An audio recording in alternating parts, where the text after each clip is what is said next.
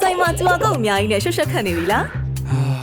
ဒါမှမဟုတ် mobile pay app တွေအများကြီးသုံးရလို့စီးရင်မရတဲ့အလုပ်ပို့နေပြီလားငွေရှင်းဖို့ရေး pay app တွေများပြီးဘယ် payment နဲ့ပေးရမလဲစဉ်းစားရတာလဲလို့တစ်ခုပေါ့ဖုန်းထဲမှာလည်း pay app တွေများနေပြီဟုတ်စိတ်မပူပါနဲ့ MMQR ရှိနေပြီမို့ M-Pass ကိုသုံးပြီးအချိန်မရွေးနေရမရွေးအလွယ်တကူငွေပေးချင်နိုင်ပြီလေမနက်ခင်းမှာ coffee ပူပူလေးဝယ်မလားချစ်သူလေးအတွက်လက်ဆောင်ဝယ်ပေးမလားလိုအပ်တဲ့အိမ်သုံးပစ္စည်းလေးတွေဝယ်မလားတငယ်ချင်းတွေနဲ့မဝယ်ဆိုင်ချေးမလား MMQR ကို scan ဖတ်ပြီး M-Pass နဲ့အလွယ်လေးငွေပေးချလိုက်ရုံပဲ M-Pass ကိုသုံးလိုက်ရရှိလာတဲ့ Coin Rewards တွေနဲ့ Redo Data တွေပြန်လဲနိုင်အောင်ပါဆိုတော့အကြိုက်တွေ့ပြီလေ